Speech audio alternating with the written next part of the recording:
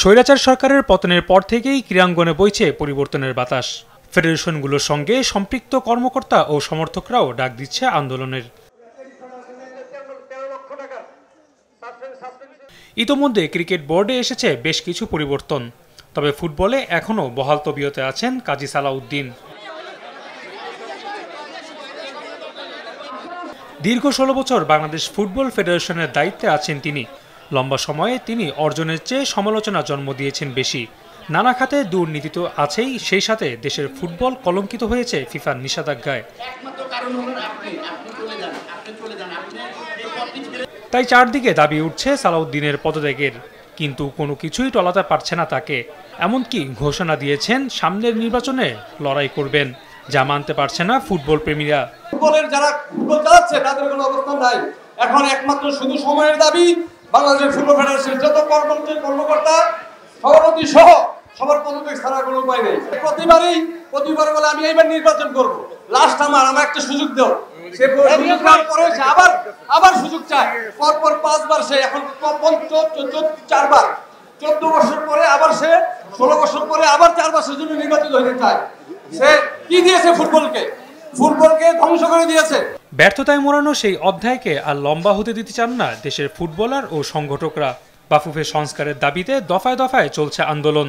শনিবার আবারও বাফুফে ভবনের সামনে হয় মানববন্ধন, যেখানে সালাউদ্দিনের বিরুদ্ধে কেলেঙ্কারিগুলো তুলে ধরেন সাবেক তারকা ফুটবলাররা। সবকিছু হিসাব দিতে হবে, 14 বছর কি করেছে, টাকা পয়সা সবকিছু হিসাব দিয়ে তাকে যেতে হবে। শুধু পদত্যাগে নয়, তার বিরুদ্ধে দুদকে মামলা আছে, মামলা উঠু করে আবার তার বিরুদ্ধে মামলা সোচ্চার করতে হবে। ক্রীড়া উন্নয়ন পরিষদ, ক্রীড়া পরিষদের এই ঢাকা স্টেডিয়ামের সংস্কার কাজের 3 বছর ধরে সংস্কার করতে করতে অগাধ টাকা দুর্নীতি, এই সালাউদ্দিন সাহেব কোনো খবর রাখতেন না, কোনো হিসাব রাখতেন না। বিশ্বমঞ্চে বাংলাদেশ ফুটবলের চলমান ব্যর্থতার কথাও তুলে ধরেন তারা। এটা দায়িত্ব সালাউদ্দিন সাহেবের। 14 বছর 16 বছরের ক্ষমতায় ছিল। আমরা 2003-এ সাব চ্যাম্পিয়ন হয়েছি আমিনুরের নেতৃত্বে। তারপর থেকে ফুটবল 14 বছরে সাবের ফাইনাল করতে পারে নাই।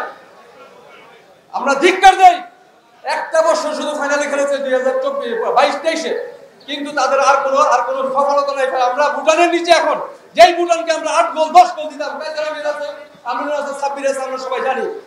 আমাদের পায়ে দৌড় তো সবাই আসে যে ভাই আর গোল দিস না, কিন্তু এখন আমরা মালদ্বীপ, ভুটান সবার নিচে। আমরা এই ফুটবল আমাদের কোথায় যাবে? কবে এশিয়ান গেম খেলবো, কবে সাপ খেলবো, কবে সার খেলবো, কোনো নিশ্চয় দেয়। মহিলা ফুটবল নিয়ে যে কলঙ্ক, মহিলা ফুটবল সাব ফুটবলের চ্যাম্পিয়ন আসছে, চ্যাম্পিয়ন আসার পরে তারা অলিম্পিকে যেতে পারে নাই।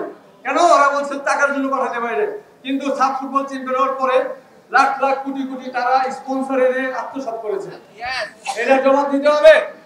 মহিলা ফুটবলের খাওয়া নাই, মহিলা ফুটবলাররা প্রতিদিন ভালো খাওয়ার জন্য আন্দোলন করতো। তারা তাদের মাসিক চাঁদা, মাসিক বেতন পেত না। এই বেতন এবং খাওয়ার জন্য এখানে আন্দোলন করছে বিদায় এই মহিলা টিমকে অলিম্পিকে পাঠায় নাই। এই দায়িত্ব কার? সালাউদ্দিন সাহেবের। এই দায়িত্ব। মানববন্ধন থেকে কঠোর আলটিমেটাম দেওয়া হয় সালাউদ্দিনকে। যে সালাউদ্দিন ভাইয়ের যে কুকর্ম করেছে বাংলাদেশের ফুটবলের জন্য, বাংলাদেশের ফুটবলের যে অবনতি হয়েছে তার একটা সুরা দরকার। এবং আপনারা সবাই মিলে, আমরা সবাই মিলে এই আন্দোলনকে আমি মনে করি যে একটা সুফল বয়ে আনবে, এই চেষ্টা থাকবে এবং আমরা আগামীতে বাংলাদেশের ফুটবল সুন্দরভাবে এগিয়ে যাবে। দুর্নীতিবাদ আজকে সালাউদ্দিনকে আমরা সময় দিচ্ছি। 24 ঘন্টার মধ্যে যদি সে রিজাইন না করে, তাহলে ক্রীড়াঙ্গনে সে অবাঞ্ছিত বলে ঘোষণা হবে। অবাঞ্ছিত যেখানে পাওয়া যাবে তাকে ধরে 2-4টা দিয়ে তারপরে পুলিশের কাছে দেবে। ফুটবল ফেডারেশনের রাজনৈতিক চাপ ও সরকারি হস্তক্ষেপ হলে ফিফার নিষেধাজ্ঞার শঙ্কা রয়েছে। তাই নিয়মতান্ত্রিক উপায়ে বাফুফেতে পরিবর্তন আনতে চান তারা। এই যে দুর্নীতিবাজ সালাউদ্দিন সহ সকলে তারা যাতে দ্রুত পদত্যাগ করে, যেহেতু আমরা জানি যে আগামী অক্টোবরে একটি নির্বাচন রয়েছে। এবং আমি অনুরোধ করব, বাংলাদেশের যে বর্তমান পরিস্থিতি, বন্যা এবং বাংলাদেশের যে একটি বড় ডিজাস্টার থেকে কাটিয়ে উঠে আমরা আবার স্টেবল অবস্থায় যাওয়ার চেষ্টা করছি।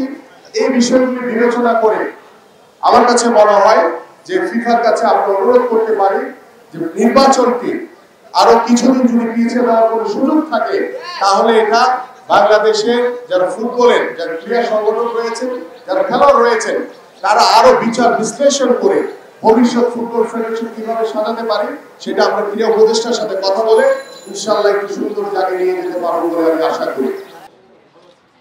রাফি আমিন, RTV।